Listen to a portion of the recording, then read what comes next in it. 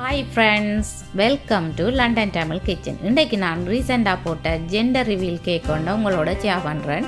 நான் already cake டொப்பரும் baby mould cup cake டொப்பரும் வீடியோ போஸ்ட் பண்ணியிருக்கிறேன். இப்போ நான் கேக் வீடியோ போடுறேன். எப்படி செய்து நான் சொல்லி பார்க்கலாமா? இந்த கேக்குக்கு நான் பட்டர் ஐசிங் தான் போடுறேன். 8 இன்ச்சில் 3 லேயரில் இந்த கேக்கை செய்கிறேன்.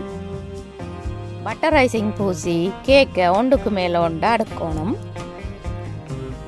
நீங்கள் சரியான நேர் பார்த்து அடுக்கணும். இப்போ க்ரம் கோட் போடுறேன். கேக்கின் சைட்டுக்கும் நாங்கள் பட்டர் ஐசிங் பூசி அழுத்தி விடணும். ஃப்ரிட்ஜுக்குள்ள அட்லீஸ்ட் 1 hour விட்டீங்கள்னு சொல்லி சொன்னால் இந்த பட்டர் ஐசிங் குயிக்காக காஞ்சிடும். அதுக்கு பிறகு தான் நாங்கள் ஐசிங் போட தொடங்கணும்.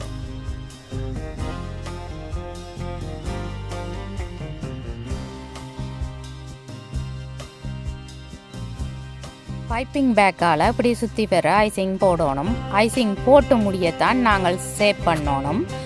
சரியான சேப் வரந்தனைக்கும் நாங்கள் திரும்ப திரும்ப ஐசிங்கை பூசி சேப் பண்ணி கொண்டே இருக்கணும்.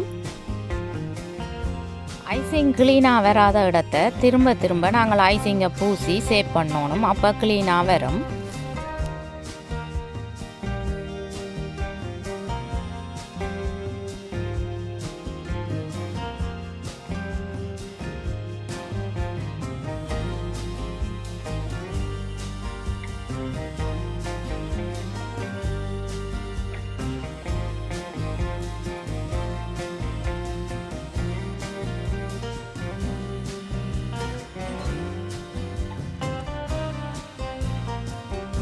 இப்போ ரிப் போடுறேன். இந்த ரிப் போடுறதுக்கு ஐசிங் சுகரும் வாட்டரும் கலரும் மட்டும்தான் யூஸ் பண்ணியிருக்கிறேன்.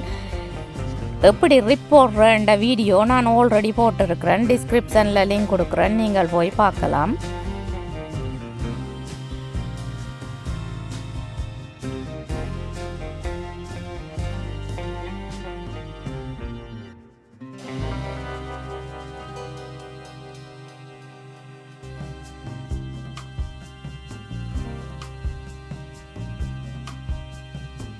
நீங்கள் கேக் செய்யக்குள்ள மறக்காமல் கேக் பேஸை நீங்கள் மறைக்கணும். அதாவது சில்வர் கலர்லேயே விட்டீங்கள்னு சொல்லி சொன்னால் பெரிய ரிச் லுக்காக இருக்காது.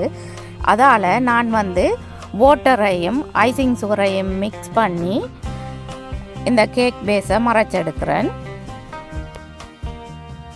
ப்ளூ அண்ட் பிங்க் கலர் போல்ஸை யூஸ் பண்ணி இந்த கேக்கை டெக்கரேட் பண்ணுறேன்.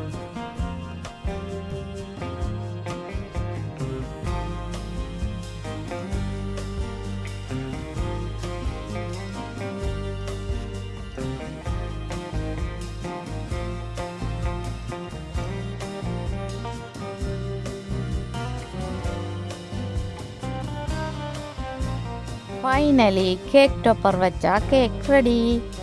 ஆல்ரெடி கேக் டொப்பரும் கப் கேக் டொப்பரும் எப்படி செய்கிறேன்னு சொல்லி வீடியோ போட்டிருக்கிறேன். டிஸ்கிரிப்ஷனில் லிங்க் கொடுக்குறேன், நீங்கள் போய் பார்க்கலாம். கேக் எப்படி இருக்குது, உங்களுக்கு பிடிச்சிருக்குதா? இதுதான் ஜெண்டர் ரிவீல் கேக். பேபி கேர்ளோ போயோண்டு தெரிஞ்ச பிறகு நாங்கள் கேக் டொப்பரை சேஞ்ச் பண்ணலாம்.